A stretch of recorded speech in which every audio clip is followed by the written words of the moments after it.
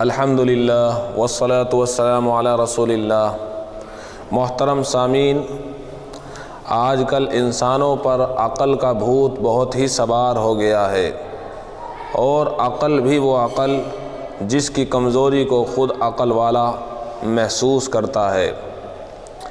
آئے دن قوانین میں ترمیم اور رد و بدل اسی بنا پر کی جاتی رہتی ہے کہ جو ضوابط، جو قوانین بنائے گئے تھے وہ حقیقتاً غلط اور باطل تھے،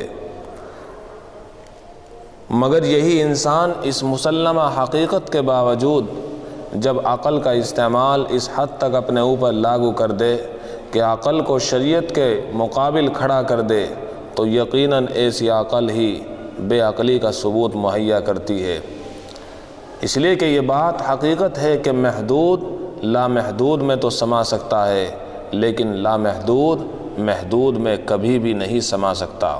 تو عقل تو محدود ہے اور شریعت لامحدود ہے، تو عقل تو سما سکتی ہے شریعت میں، لیکن شریعت عقل میں کیسے سما جائے گی؟ یہی وجہ ہے کہ اگر عقل انسانی پر اتنا اندھا اعتماد قائم ہو جائے تو پھر یہی عقل شریعت کو چیلنج کرتی ہے، اور اندھی تقلید بندے کو عقل کا اندھا بنا دیتی ہے۔ یہی وجہ اور سبب ہے آج کل بیٹیوں کے مرتد ہو جانے کا کہ ان پر عقل کا بھوت بہت ہی زیادہ سوار ہو گیا ہے، اور وہ اپنی محدود سی اور چھوٹی سی عقل کو شریعت کے بے بہا اور لامحدود سمندر سے فوقیت دے کر اپنے آپ کو اسلام جیسے سچے اور اچھے مذہب سے خارج کر لیتی ہیں، اور ہمیشہ ہمیشہ کے لیے جہنم کا مستحق ٹھہر جاتی ہیں۔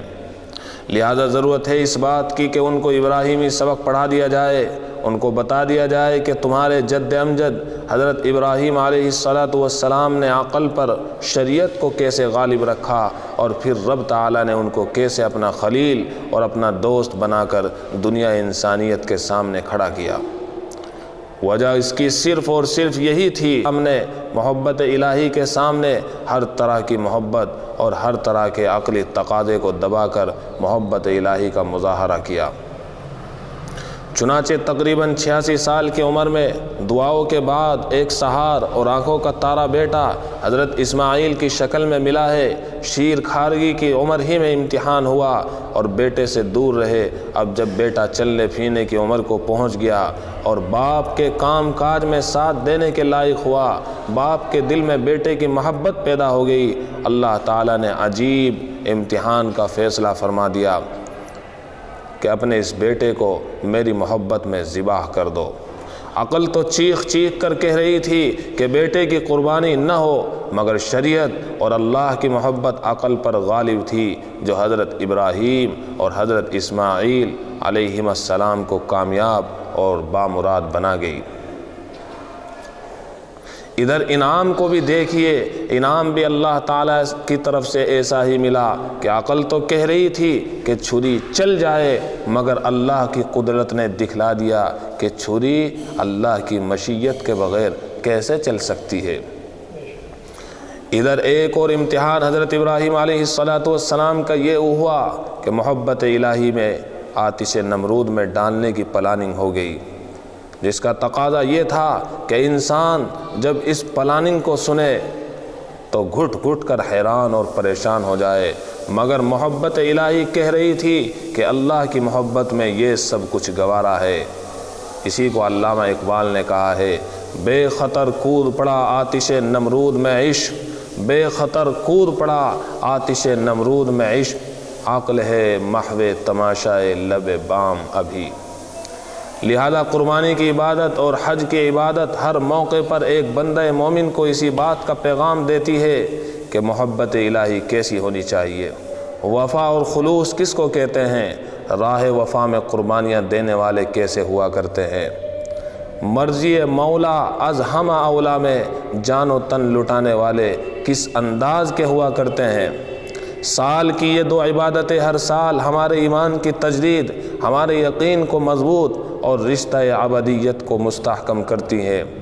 ہمیں ان سے سبق لینا چاہیے اور محنت اور محبت اور تعلق مع اللہ کو صحیح رخ پر ڈھالنا چاہیے، تبھی دین اور دنیا کی کامرانیاں اور سربلندیاں ہمارا مقدر بنے گی۔ مگر یاد رکھیے، یہ ابراہیمی نظر ایسے ہی پیدا نہیں ہوا کرتی ہے۔ ابراہیمی نظر پیدا بڑی مشکل سے ہوتی ہے۔ ابراہیمی نظر پیدا بڑی مشکل سے ہوتی ہے۔ ہوس چھپ چھپ کے سینے میں بنا لیتی ہے تصویریں۔ لہذا ضرورت اس بات کی ہے کہ ہمیں بھی چاہیے کہ ہم اپنی اولاد کو حضرت ابراہیم علیہ السلام کا سبق سکھائیں اور ان کو بتائیں کہ ہماری یہ عقل ایک چھوٹی سی عقل، ادنا سی عقل ہے، چھوٹی سی عقل ہے، لہذا یہ محدود ہے تو لامحدود کے مقابلے میں اپنے آپ کو کھڑا نہ کرے۔ اسی میں ہمارے لیے کامیابی اور کامرانی ہے۔ رضیت باللہ ربا وبالاسلام دینا وبمحمد صلی اللہ علیہ وسلم نبیا ورسولا۔ انسان کو چاہیے کہ وہ مولا کے حکموں کے سامنے اپنے آپ کو بچھا کر رکھ دے۔ انسان اور بندہ رحمان کو چاہیے کہ اس کا نعرہ یہی ہونا چاہیے، ان صلاتی و نسکی و محیای و مماتی للہ رب العالمین۔ میری نماز، میری قربانی، میرا جینا، میرا مرنا سب کچھ اللہ کے لیے ہے۔ میری عقل جو ایک چھوٹی سی عقل ہے، اس میں بات آئے یا نہ آئے، مجھے تو اللہ کے حکموں کے سامنے اپنے آپ کو بچھا دینا ہے۔ یہی نام ہے شریعت کا، یہی نام ہے اسلام کا، اور یہی کام ہے ایک مسلمان کا۔ وما علینا الا البلاغ۔